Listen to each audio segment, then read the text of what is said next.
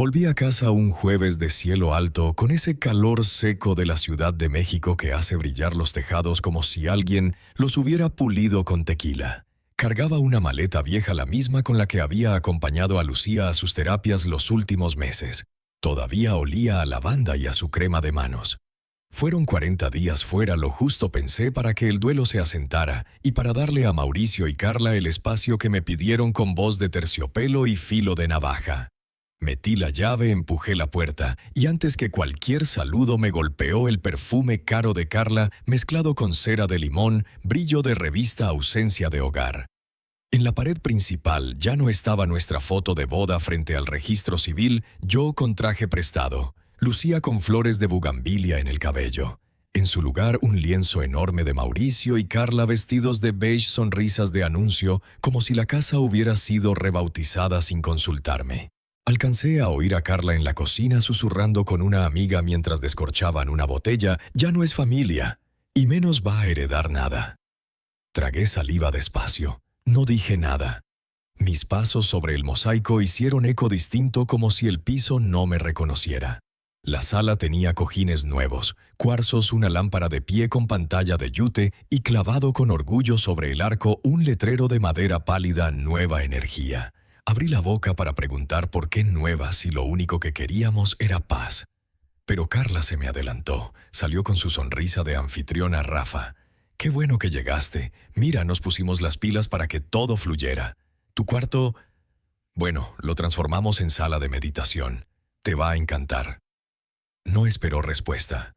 Caminó delante de mí por el pasillo como quien da un tour de hotel boutique. La pintura de las paredes cambiaba de blanco hueso a un verde salvia que yo no había autorizado. La puerta de mi habitación tenía ahora un letrerito dorado: Chakra Room. Empujé.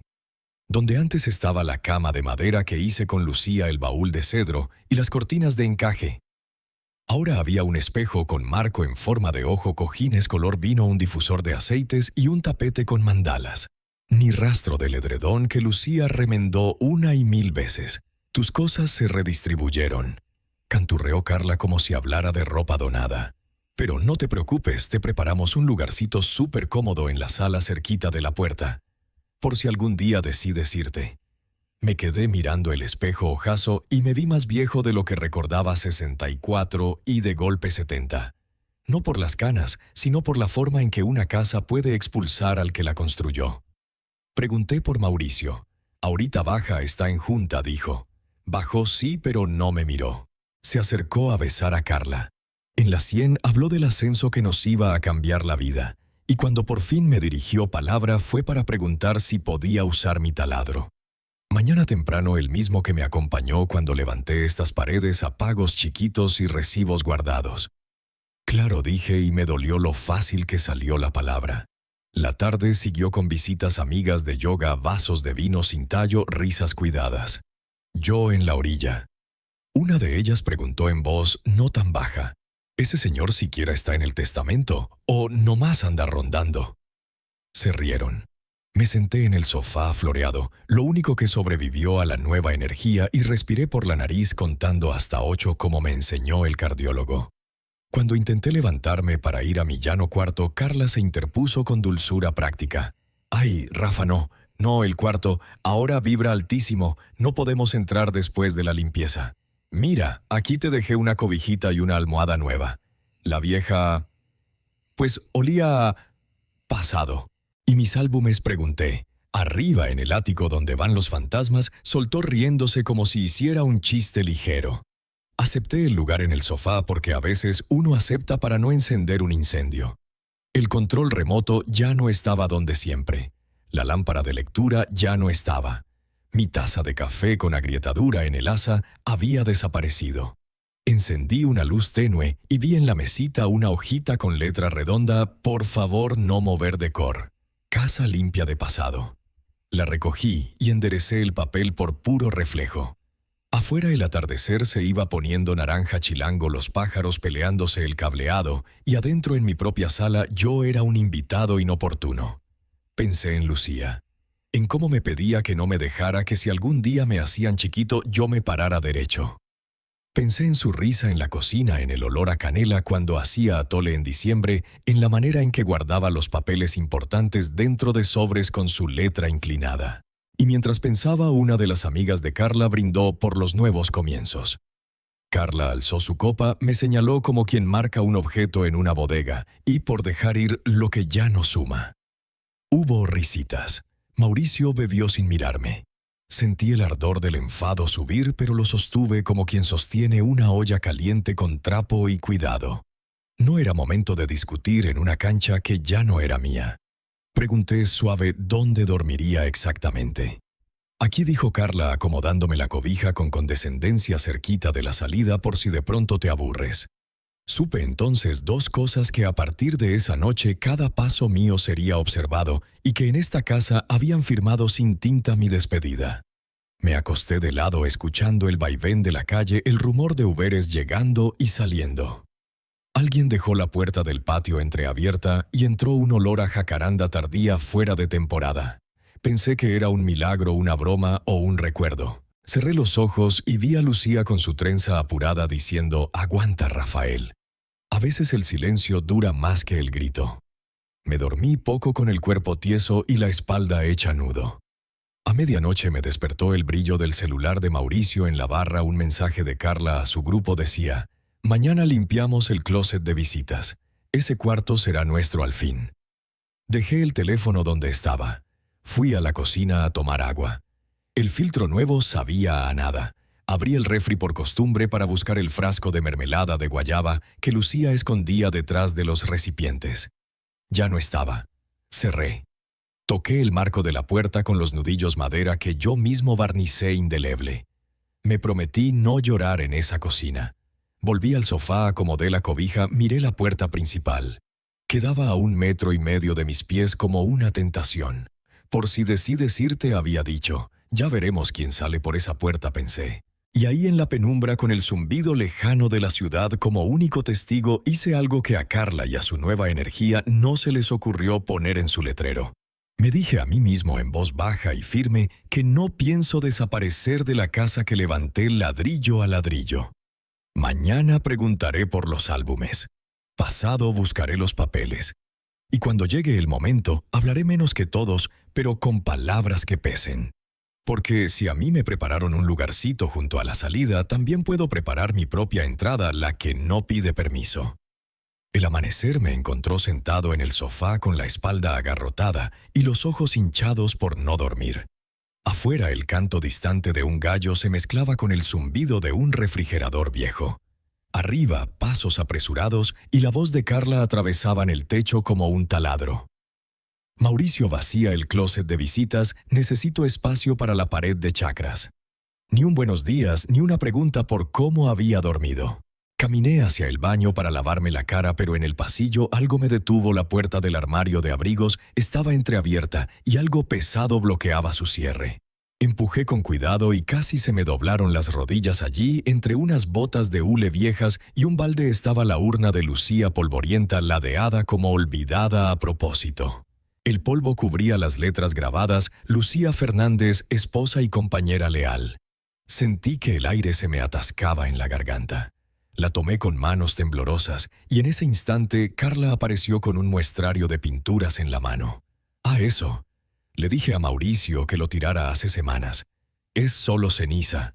Él nos dejó todo, Rafa. El pasado ya no existe. Deberías unirte al futuro», soltó como si hablara de cambiar cortinas. Antes de que pudiera responder, agarró la urna y sin más la lanzó por la puerta abierta hacia el jardín. El golpe seco contra las piedras me recorrió como un latigazo. Me quedé inmóvil unos segundos, no por tristeza, sino por una calma helada que me obligó a respirar hondo para no romperla. Salí sin mirar a Carla y bajé los escalones. El césped estaba húmedo, el olor a tierra mojada se mezclaba con el de las bugambilias que ella nunca cuidó pero siempre presumió. Me arrodillé sintiendo mis rodillas protestar y aparté las ramas. La encontré intacta, salvo por un rasguño nuevo. Al levantarla, noté algo pegado en la base, un pañuelo bordado con nuestras iniciales L y R cosidas en un patrón que solo Lucía y yo conocíamos. Dentro, envuelta como un tesoro, una memoria USB. La guardé en el bolsillo interior de mi chaqueta sin que Carla lo viera y regresé al sofá como si nada hubiera pasado. Esa noche, cuando la casa se durmió y solo quedaba el tic-tac del reloj en la cocina, encendí mi viejo portátil. Tardó una eternidad en iniciar, como si también dudara en volver a trabajar para mí. Abrí la carpeta, escrituras, cuentas bancarias, acciones. Todo a mi nombre. Documentos fechados, sellados, notariados. Había también un archivo de audio. Lo reproduje y la voz de Lucía llenó la cocina. Si intentan borrarte, Rafa, no levantes la voz. Usa la verdad. Los papeles están en tus manos y las fechas te protegen. Ellos no saben lo que guardaste, ni lo que aún puedes recuperar. Apagué la luz y me quedé a oscuras con el corazón latiendo como tambor en medio de una procesión. Recordé cada vez que Lucía me pedía guardar recibos en sobres con etiquetas. Cada discusión en la que me repetía que un día todo eso serviría. Me di cuenta de que no era simple manía de orden, era previsión de guerra. Antes de dormir, revisé la memoria una vez más y descubrí una carpeta marcada con una sola palabra: fase. Dentro, 3 subcarpetas: fase 1, fase 2, fase 3. No las abrí. A veces saber que tienes la llave es más poderoso que abrir la puerta. Me dormí con la USB en el bolsillo como un amuleto. A la mañana siguiente, mi nieta Sofía, de 8 años, apareció en silencio con las mejillas todavía tibias del sueño y algo escondido en la mano. Me miró rápido hacia el pasillo para asegurarse de que no había adultos cerca, luego se acercó y me entregó un pedacito de tela. Lo reconocí al instante, era parte de la funda de mi almohada con olor a lavanda. La quemaron, abuelo, dijo que olía viejo, pero yo lo guardé, susurró. Le sonreí y la abracé fuerte. Eres más valiente que todos aquí juntos, le dije al oído. Ella se rió bajito como si hubiera hecho una travesura de la que estaba orgullosa.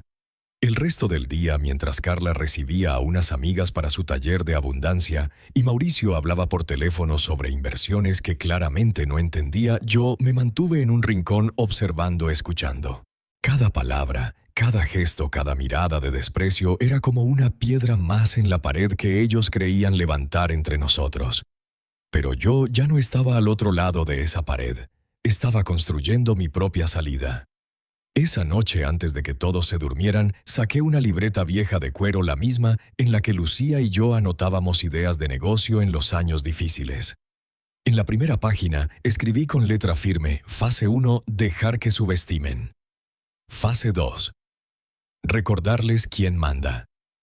Fase 3, recuperar lo mío.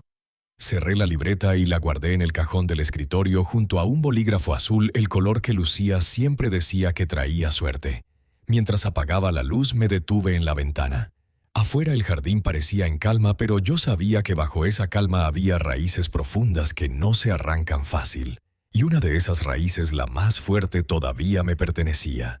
La sombra que soy aún tiene llaves, y muy pronto las cerraduras volverán a reconocerme.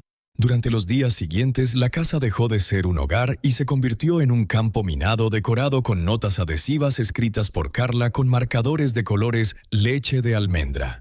No para mayores de 60, cajón de botanas. Solo residentes permanentes, recuerda tu edad. Cada mensaje, aunque disfrazado de cortesía, era un recordatorio de que para ella yo era un estorbo. Pasaba por la cocina y veía las etiquetas pegadas en los frascos de café, en la puerta del refrigerador, incluso en el microondas. Todo gritaba: no eres bienvenido aquí, sin que tuviera que decirlo.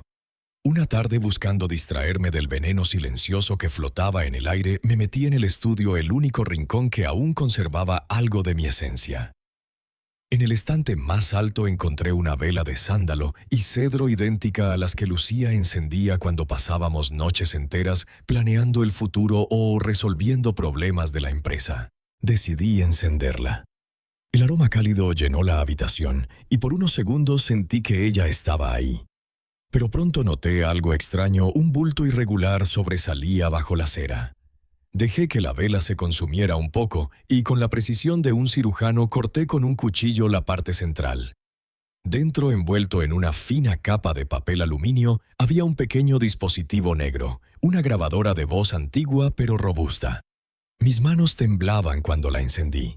El clic del botón fue seguido por la voz de Lucía firme sin titubeos. Rafa, si algún día intentan hacerte pequeño, si buscan borrarte de tu propia historia, no discutas, no supliques. Eres el dueño de esta vida que construimos, no un invitado. La verdad y las pruebas están contigo. No uses la ira, usa la mente. Hazlos rendirse sin levantar la voz. Me quedé sentado inmóvil sintiendo que cada palabra era un ladrillo, devolviéndome la casa que me estaban robando. Esa noche, mientras el eco de sus palabras seguía en mi cabeza, empaqué la vela, la grabadora y la memoria USB que había encontrado días antes dentro de un sobre acolchado. Lo dirigí a Julio Martínez, nuestro abogado y amigo desde hace más de 30 años, el único que siempre me trató como socio, no como una figura decorativa. No incluí carta. Él sabría qué hacer. 3 días después, Julio me llamó. Su tono era seco, directo, como cuando tenía buenas noticias que podían cambiarlo todo. Lo encontré, Rafa. El testamento original con una cláusula especial que nadie más conocía. Si eres deshonrado, expulsado o maltratado en la residencia principal, todos los bienes, propiedades, cuentas, acciones vuelven a tu nombre de forma exclusiva. Está firmado, fechado y notariado por Lucía misma. No dije nada durante varios segundos. No era solo un documento legal, era un acto de amor y de previsión. Ella había previsto esta traición antes de que ocurriera. Esa misma noche, mientras Carla organizaba una reunión con sus amigas, música de cuencos tibetanos, copas de vino orgánico y conversaciones superficiales sobre energía positiva, me senté en la mesa de la cocina con mi libreta de cuero.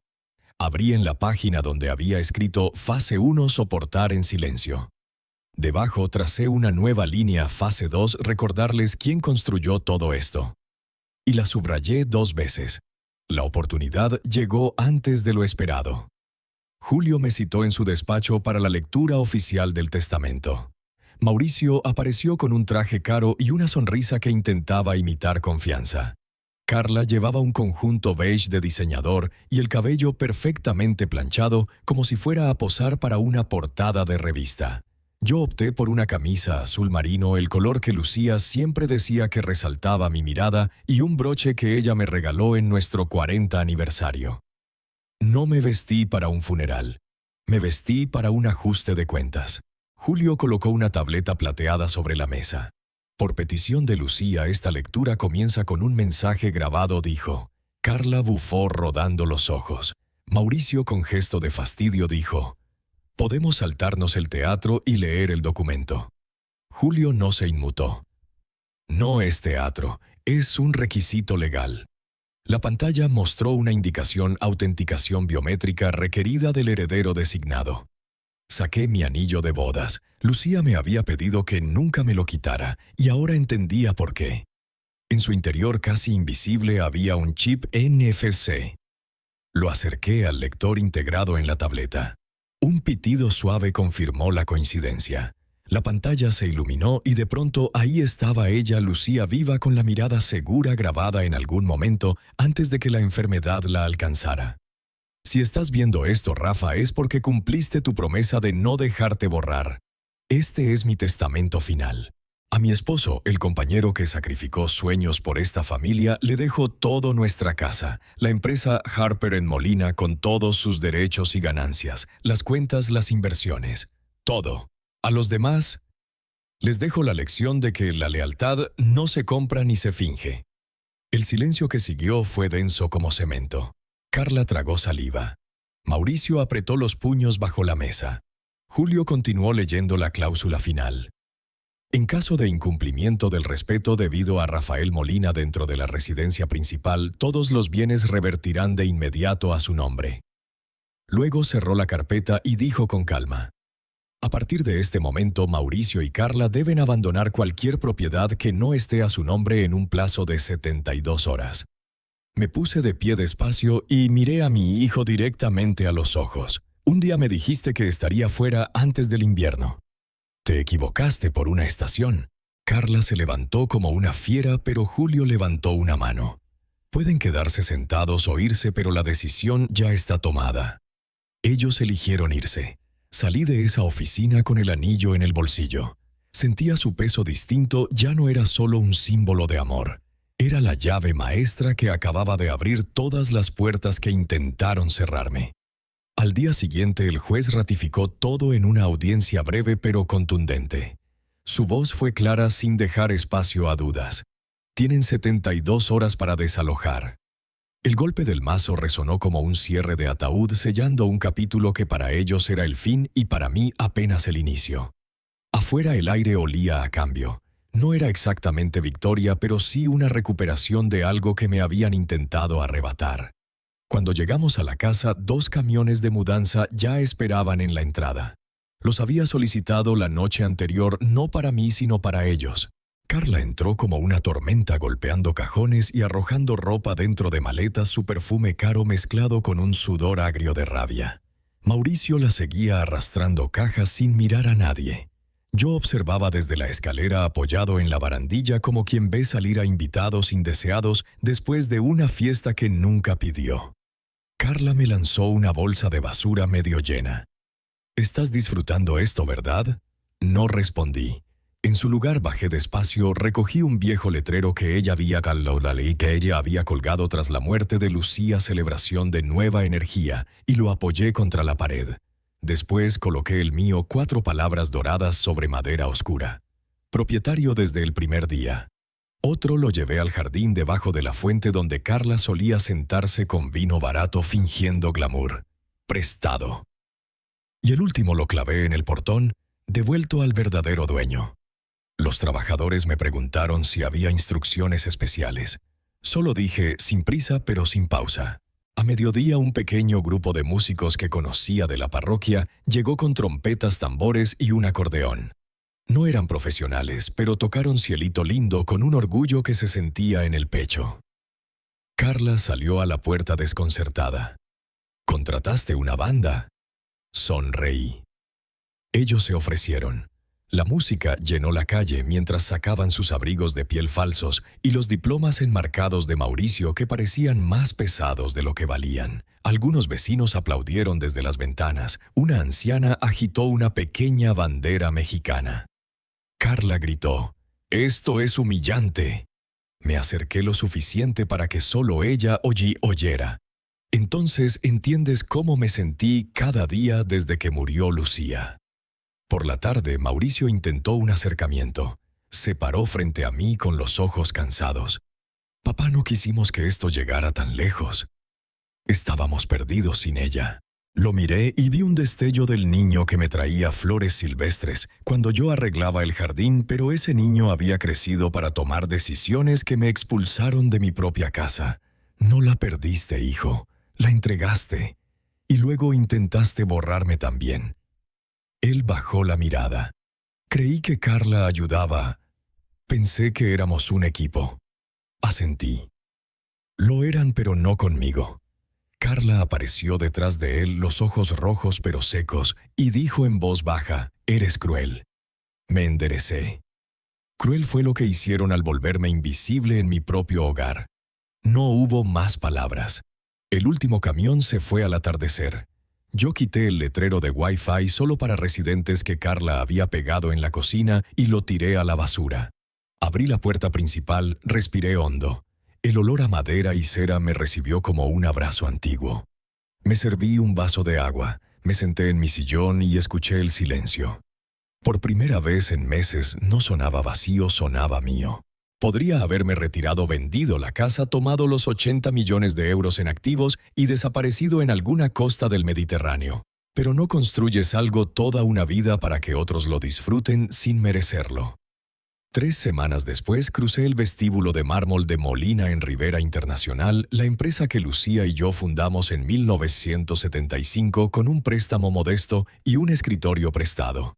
Algunos empleados se detuvieron al verme, otros susurraron. Nadie intentó detenerme.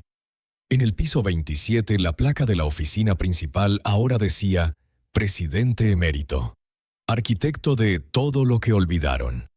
Entré y respiré el aroma a lavanda y papeles recién archivados.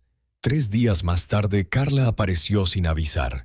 Vestía un vestido negro impecable y unas perlas falsas que siempre juró eran herencia familiar. Sus manos temblaban ligeramente. Solo quiero una oportunidad para demostrar que puedo aportar, dijo. Le pasé un sobre Manila. Lo abrió, era una factura por los daños que causó en el piso de la oficina durante una de sus danzas de empoderamiento con tacones. ¿Es una broma? Negué. No creo en la reparación gratuita.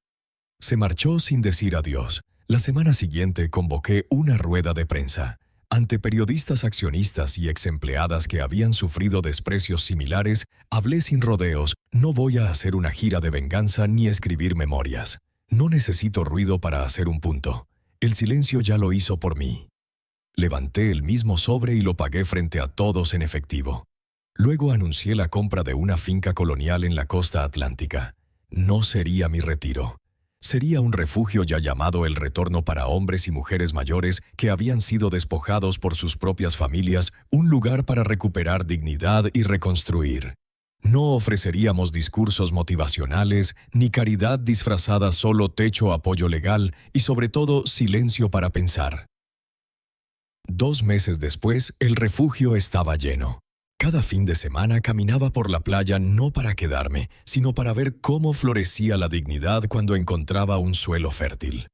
Un domingo, don Ernesto, de 74 años, me entregó una nota. No sabe lo que ha hecho por mí, pero yo sí. Gracias por devolverme el derecho a importar. Guardé el papel en mi bolsillo y por primera vez en años sonreí sin fingir. La Nochebuena llegó sin lujos, 6 personas en mi mesa, ninguna con mi sangre, todas con mi historia. Brindamos por los borrados que se reescriben y reímos hasta que las velas se consumieron. Más tarde, mi nieta Valeria, la única que nunca se dejó envenenar por Carla, me dio una tarjeta con letras doradas.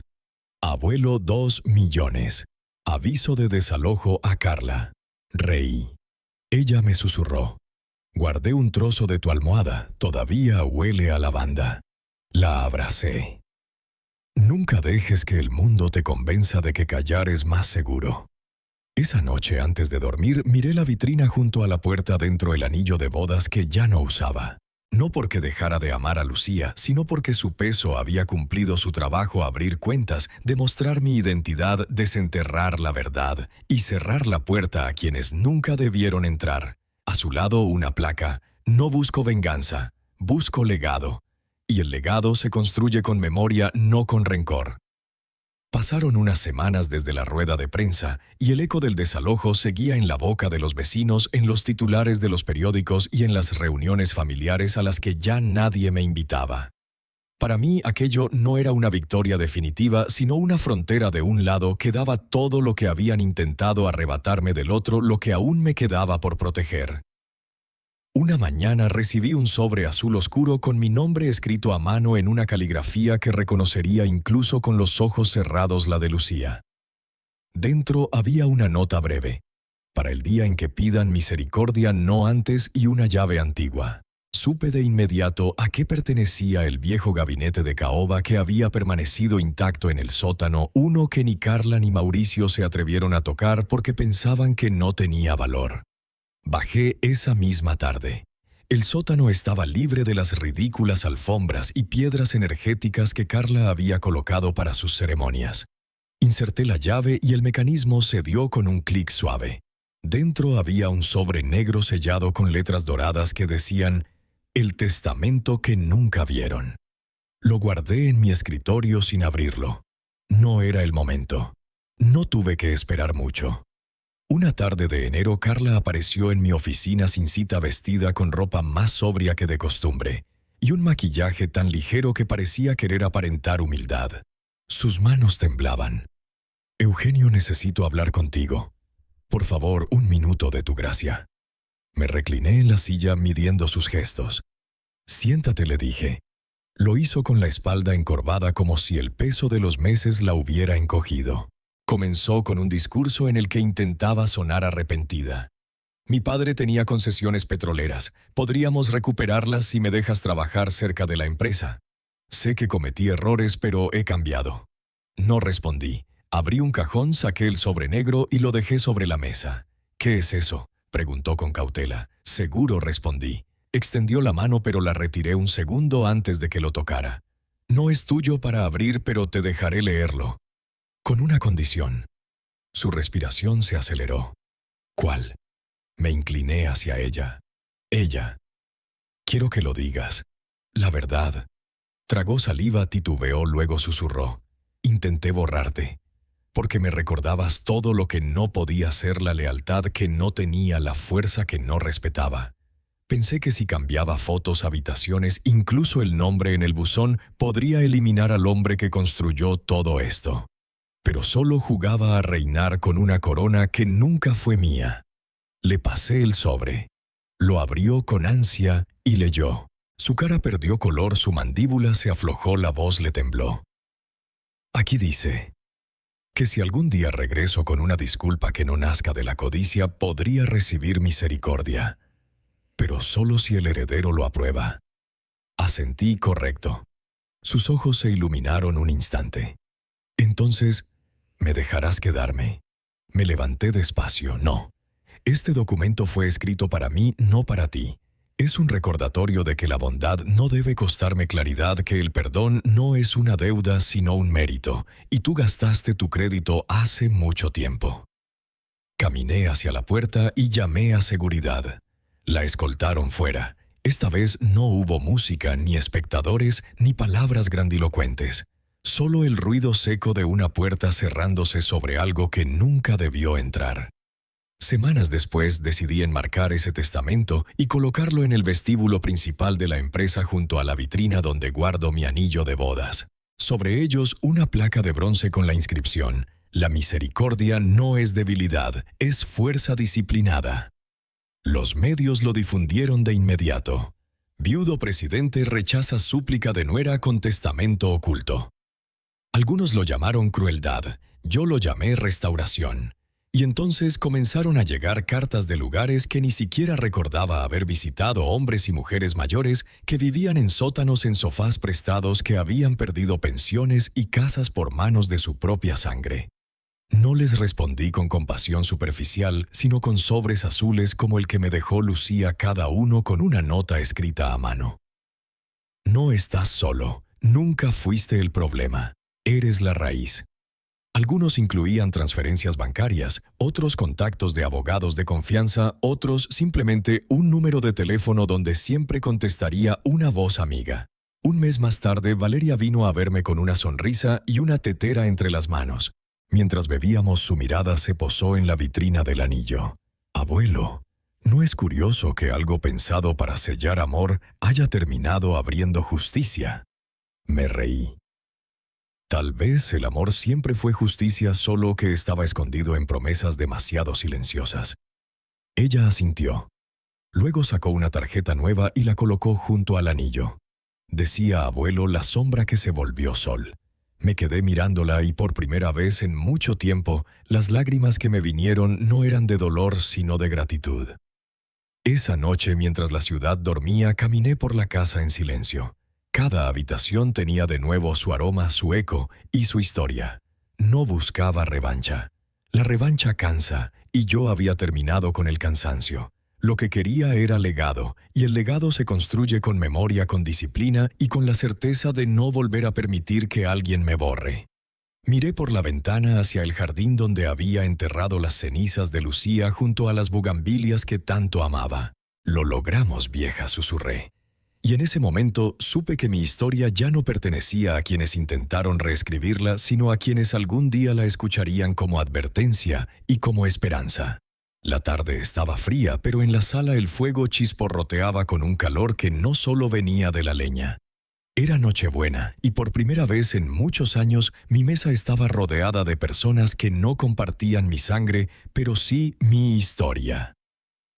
Éramos 7 en total, hombres y mujeres, que habían sido arrojados de sus propias casas por hijos, hermanos o parejas tratados como estorbos, como muebles viejos que se sacan al patio para que se empolven. Algunos habían firmado documentos sin entender que cedían todo, otros habían dormido semanas en coches aparcados junto a mercados vacíos. Esa noche todos vestían ropa limpia, llevaban el mentón alto, y en sus ojos había algo que antes no: dignidad recuperada. La mesa de roble macizo estaba llena de pan caliente, ensaladas, guisos que olían a hogar y botellas de vino que sabían a victoria. Levanté mi copa y dije en voz baja, por los borrados. Ellos respondieron con fuerza, por los borrados que se escribieron de nuevo. Reímos. Comimos como si nunca hubiéramos tenido miedo de quedarnos sin un plato. Después, mientras recogíamos, Valeria se me acercó con una pequeña caja envuelta en papel rojo. «Es para ti, abuelo». La abrí y dentro había una pulsera de plata con las palabras grabadas. Yo me quedé. Yo construí. Yo regresé. La abracé fuerte. Pasaron los meses y la casa se llenó de vida. Cada semana llegaban cartas, algunas con historias de injusticia, otras con simples gracias. Respondía a todas no con discursos largos, sino con acciones, un depósito, un contacto de abogado, un boleto de autobús para que alguien pudiera volver a su pueblo sin miedo. Un domingo, mientras caminaba por la playa frente a la casa del reencuentro, la propiedad que compré para albergar a quienes habían perdido todo, una mujer llamada Teresa, me entregó una nota. «No sabes lo que has hecho, pero yo sí. Gracias por devolverme la voz». Guardé el papel en mi chaqueta y me quedé mirando el mar pensando que quizá la justicia no siempre ruge. A veces susurra. Un día, mientras revisaba papeles en la oficina central, recibí una visita inesperada.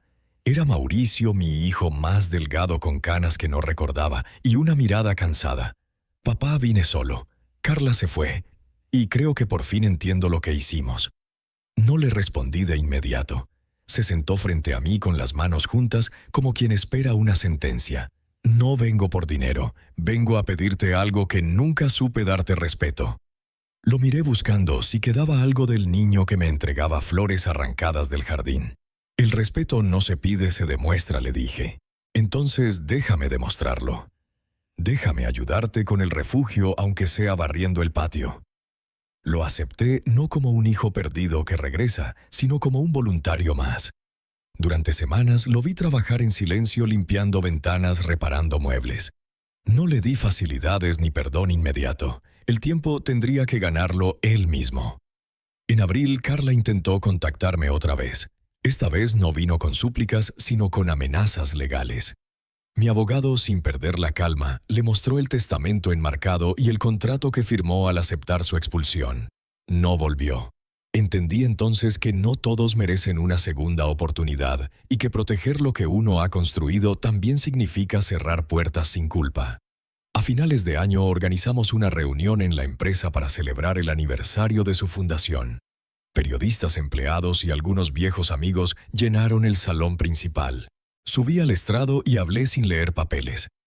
Hace un año intentaron borrar mi nombre, mi trabajo y mi historia. No lo lograron. Hoy les digo que la herencia más grande que podemos dejar no es dinero ni propiedades, sino la certeza de que nadie puede quitarnos lo que llevamos dentro, nuestra verdad. Hubo aplausos, pero más que eso, vi ojos brillando, quizá porque cada quien recordó su propia batalla. Aquella noche de regreso en casa encendí la lámpara junto a la vitrina donde descansaba mi anillo de bodas y la placa de bronce. Me serví un café y me senté frente a la ventana. Afuera las luces navideñas titilaban en los balcones vecinos. Pensé en Lucía, en los años que construimos ladrillo a ladrillo, en las noches en que soñamos con un futuro que de alguna manera había llegado. No busqué venganza. Lo que encontré fue legado. Y el legado, me di cuenta, es como el fuego en la chimenea: si se cuida, sigue ardiendo incluso cuando afuera todo es frío. El invierno llegó con su manto gris, pero en la oficina el ritmo no disminuyó. Las donaciones al refugio crecían y las historias de quienes pasaban por la casa del reencuentro se multiplicaban como brasas que no se apagan. Una mañana, mientras revisaba unos contratos, la recepcionista avisó que una mujer insistía en verme. Era Carla. No la había visto en meses. Entró con un abrigo demasiado elegante para la hora y la estación, el maquillaje ligero, pero con la mirada de quien no había dormido bien en semanas. Se sentó sin que yo lo ofreciera, las manos juntas como en una oración. «Necesito hablar contigo», dijo. Le respondí con calma. «Tienes 3 minutos». Tragó saliva, respiró hondo y soltó. «Te hice daño, más del que quiero admitir. Quise borrar todo rastro tuyo porque me recordabas lo que no podía ser. Y ahora no tengo a dónde ir. No vengo por dinero, vengo por un lugar donde respirar. La escuché sin interrumpirla, analizando cada palabra. Cuando terminó, abrí un cajón y saqué un sobre negro con letras doradas que decía: para el día que regresen pidiendo no antes. Lo coloqué sobre la mesa. Aquí está lo que mi esposa y yo dejamos preparado, le dije. Lo tomó con manos temblorosas y lo abrió. Leyó en voz alta: si alguna vez vuelves con una disculpa sincera sin interés ni cálculo, podrás recibir misericordia. Solo si el heredero lo aprueba. Me miró con un destello de esperanza. Entonces, ¿me dejarás quedarme? Me incliné hacia ella. No, porque la misericordia no significa olvidar lo que hiciste, y tu arrepentimiento llega cuando ya no tienes poder. No se trata de venganza, se trata de no volver a entregar mi vida a quien ya la traicionó una vez. Se quedó callada, y por primera vez desde que la conocía no intentó contraatacar. Llamé a seguridad. La acompañaron a la salida sin una palabra más. Esa noche, después de cerrar la oficina, caminé por el pasillo que llevaba al lobby principal. Allí en la pared central colgaba el testamento original enmarcado junto al anillo bajo cristal. Sobre ellos, una placa de bronce rezaba: la misericordia no es debilidad, es fuerza con disciplina. Mientras lo observaba, pensé en cómo había cambiado mi vida en apenas 2 años de dormir en un sofá, sintiéndome un intruso en mi propia casa, a defender un legado que ahora ayudaba a decenas de personas a recuperar su lugar. No era gloria, era reparación. Las semanas siguientes, el eco de la confrontación con Carla se apagó, pero el interés de la prensa creció. Llegaban cartas de mujeres en Michoacán, hombres mayores de Monterrey, viudas de Buenos Aires, todos con una historia de abuso patrimonial o emocional. Yo respondía igual con un sobre azul, un apoyo económico y un mensaje escrito a mano. No estás solo, nunca lo estuviste. Un viernes de primavera, Valeria vino a visitarme con su uniforme de la preparatoria. Me pidió permiso para entrar a la sala donde estaba la vitrina. Se quedó un rato en silencio frente al anillo y me dijo: abuelo, ¿no es raro que algo que comenzó como símbolo de amor terminara siendo la llave de la justicia?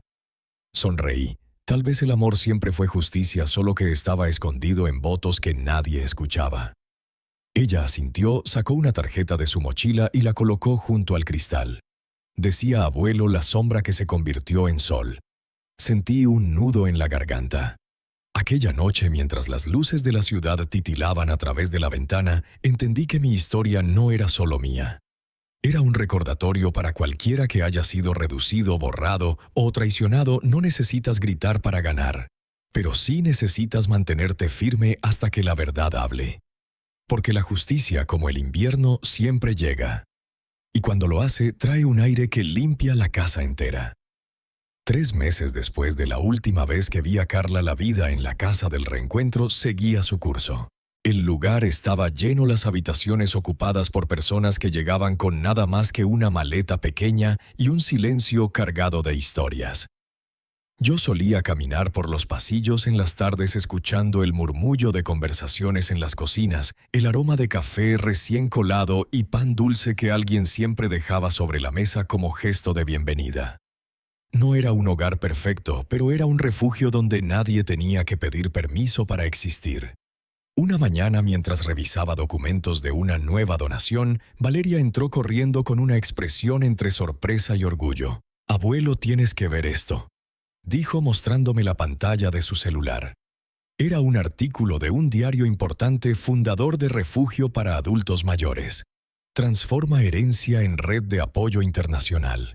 La nota contaba mi historia, pero no como escándalo, ni como venganza, sino como una lección de dignidad. Me quedé en silencio un momento y le dije: «Esto no es sobre mí, es sobre que la gente sepa que todavía se puede empezar de nuevo a cualquier edad». Ese mismo día recibí una carta sin remitente escrita a mano en papel viejo con olor a lavanda. Dentro solo decía: «Gracias por recordarme que no soy invisible». No había firma, pero sí un billete de 200 pesos doblado con cuidado. Lo guardé en un cajón junto a otras notas y objetos que me habían dejado en estos años. No por el valor del dinero, sino porque era prueba de que un pequeño acto de respeto puede encender algo en otra persona. Con el tiempo, el refugio empezó a recibir visitas de abogados, trabajadores sociales y hasta políticos curiosos por entender cómo habíamos logrado crear un lugar que funcionara sin ruido mediático ni campañas agresivas. Les decía lo mismo a todos. Esto se sostiene porque aquí nadie compite por ser el más fuerte. Aquí competimos por ver quién puede escuchar más. Un domingo, mientras caminaba por la playa cercana con Valeria, ella me preguntó si alguna vez había pensado en vender todo y retirarme de verdad. Me detuve, miré el horizonte y respondí. Podría hacerlo y tal vez sería más fácil. Pero la facilidad no siempre es lo correcto. Este lugar no es solo ladrillos y muebles, es la prueba de que no me borraron, y mientras esté de pie servirá para que otros tampoco lo sean.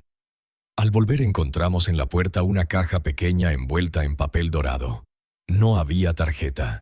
Dentro un reloj de bolsillo antiguo con las iniciales de mi esposa grabadas en la tapa. No entendí cómo había llegado allí, pero supe que venía de alguien que conocía bien nuestra historia. Lo puse en la vitrina junto al anillo y el testamento como otro símbolo de que los recuerdos verdaderos siempre encuentran el camino de regreso. Esa noche reuní a todos en el comedor grande. Había mujeres con cabello blanco como la sal, hombres que habían trabajado toda su vida y ahora se sentaban tranquilos jóvenes voluntarios sirviendo sopa caliente. Les conté que un reloj había regresado a casa y que eso me recordaba algo que había aprendido tarde. No importa cuánto intenten arrancar las raíces, siempre habrá una semilla que sobreviva y vuelva a crecer. Hubo silencio. Luego un aplauso tímido y después risas y brindis improvisados con vasos de agua y café. Cuando todos se retiraron, me quedé solo un momento. Afuera la noche era clara, el mar tranquilo. Pensé en mi esposa, en David, en las batallas que no elegí pero que tuve que pelear y en cómo cada derrota aparente me había llevado a este punto. No buscaba venganza, nunca fue eso. Buscaba respeto, y ahora lo tenía no como un trofeo, sino como una forma de vivir. Cerré la puerta del comedor, apagué las luces y me dije en voz baja, este es el legado que queda y seguirá aquí mucho después de que yo me haya ido. La inauguración de La Casa del Reencuentro llegó en una tarde tibia de otoño. El cielo estaba pintado de tonos naranjas y rosados, como si hasta el sol quisiera quedarse a mirar. Los primeros huéspedes comenzaron a llegar con maletas modestas y ojos cautelosos como quien no sabe si de verdad es bienvenido. Entre ellos venía don Mateo, un maestro jubilado de 78 años. Doña Rosa, que había vivido 3 meses en su coche tras ser desalojada, y Carmen, una costurera que todavía guardaba su máquina Singer como único patrimonio. Los recibí en la puerta uno por uno estrechando sus manos y diciendo sus nombres en voz alta para que entendieran que aquí no serían invisibles nunca más. Esa noche la mesa larga del comedor estaba llena, pan recién horneado, guisos caseros y vino tinto que calentaba el pecho. En medio de las conversaciones tímidas levanté mi copa. Brindemos, dije, por todos los que alguna vez fueron llamados estorbo, por los que fueron echados como si su historia no importara, por los que tuvieron que empezar de cero cuando creían que el camino estaba hecho. Brindemos porque hoy aquí no se les devuelve un lugar, se les devuelve la dignidad. Las copas chocaron y un murmullo de aprobación recorrió la sala. Mientras la risa comenzaba a llenar el aire, sentí un tirón suave en mi chaqueta. Era Lucía, mi nieta, con una sonrisa tímida. Me entregó una cajita de madera con una inscripción en la tapa para el abuelo que no se rindió. Dentro un pequeño anillo de plata con las palabras grabadas, volví a ser. Lo sostuve un instante y la abracé fuerte, consciente de que el verdadero legado no estaba solo en las paredes de esa casa, sino en la certeza de que ella y otros aprenderían que la vida no se deja arrebatar. Antes de irme a descansar, salí al patio central.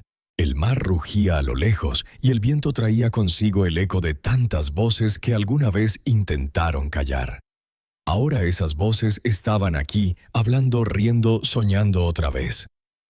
Cerré los ojos y pensé, no busqué venganza, busqué justicia. Y la justicia, cuando es limpia, se convierte en paz. Si esta historia te tocó el corazón, recuerda que siempre es posible volver a levantarse por más que otros quieran enterrarte. Comparte este relato, deja tu apoyo y síguenos para que más personas recuerden que la dignidad no se negocia, se defiende y a veces se reconquista.